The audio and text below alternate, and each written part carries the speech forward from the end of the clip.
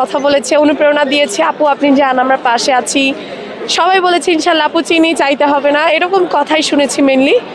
তো আজকে officially unofficially শেষ দিন, অফিসিয়ালি এখনও শেষ হয়নি।